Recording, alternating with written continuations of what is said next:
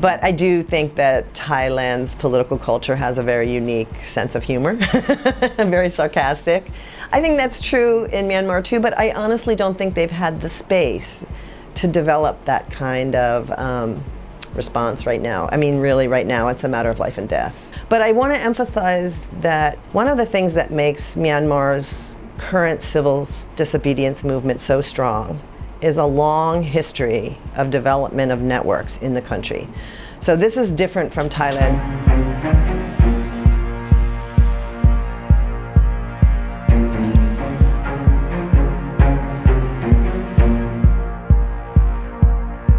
Certainly the mobile phone access has been vital in communicating both to internally in the country but also to outside. And we can see the impact of that. If you just look on Twitter, you can see daily updates. Even now that the phone sector has been cut off. Prior to the coup, most people were on Facebook. And that's still very active.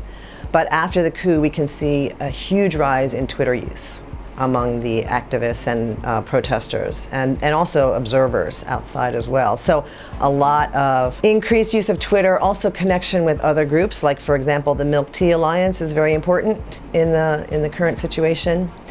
So those are definitely important changes. The way that the young activists have learned both from Thailand's experience but also Hong Kong and Taiwan, and specifically in terms of street protests, lots of strategies and tactics translated from Mandarin and Taiwanese into Burmese, kind of how to avoid the authorities, how to set up sandbags, many things. I do think that in the beginning of the protests we saw a real outburst of creative and sometimes very funny, but the space for that disappeared immediately as soon as the repression began. But lots of creativity for sure, and lots of art, an outpouring of art. Visual art, songs, there's an immense number of new songs that have come out, which are really helping to keep people in good spirits, I think. Some of the rap music, I think that some of the early rap songs that came out were directly influenced by the group here. I can see some similarities in some of the songs. One thing I have noticed is that the Myanmar people are very grateful for any kind of external support, any kind of acknowledgement that what is happening in the country there is completely unacceptable is really, really important. So I think the more that Thailand, especially Thailand civil society groups and media, the independent media groups are those that are able to, talk about this openly. Anything that can be done to support the Myanmar people is going to have a big impact. One of the things that makes Myanmar's current civil disobedience movement so strong is a long history of development of networks in the country. Burmese people have faced repression for decades. There had been lots of networking, both internally, but also there was a big exile media community. Many of the students who fled to the border areas in 1988 established media in exile and developed very creative ways of getting information in and out of the country. So even now, many of the groups that were newer, that have really only emerged in the last few years, have also drawn on those lessons from those decades. And now we can see the fruitfulness of all of that work. Because it's not just about media, it's also about civil society organizations, it's about funding, it's about development of civil society, especially under the dictatorship where they had to be, quote unquote, apolitical. This is why the CDM, the civil disobedience movement, has lasted this long, because they have ways of getting resources that were developed under those decades of military dictatorship.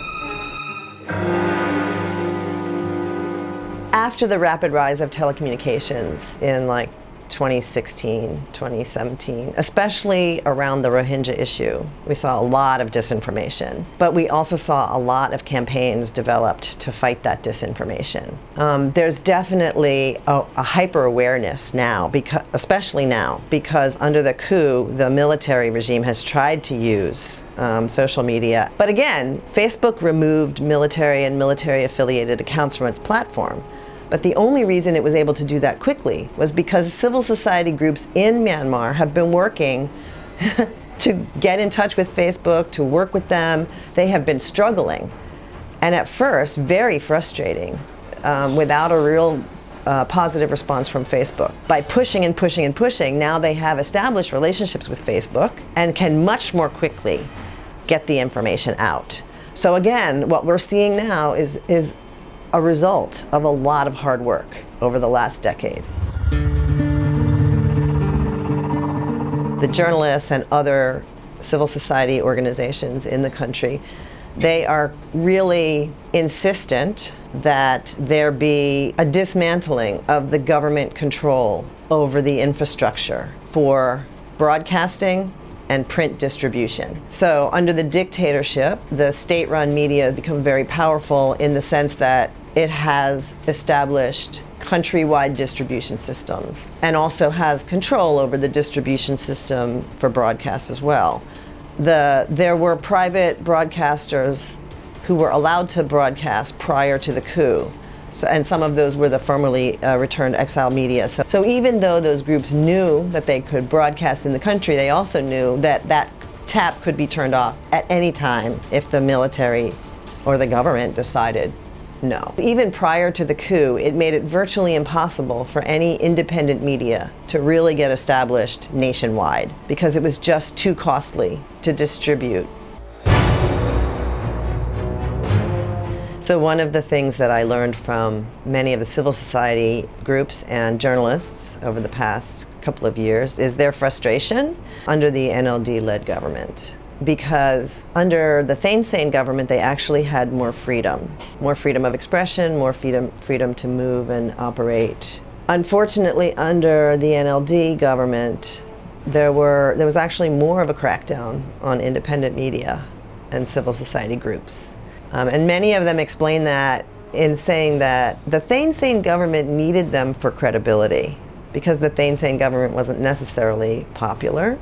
So it needed to use the media. It needed to gain the trust and credibility of the civil society groups.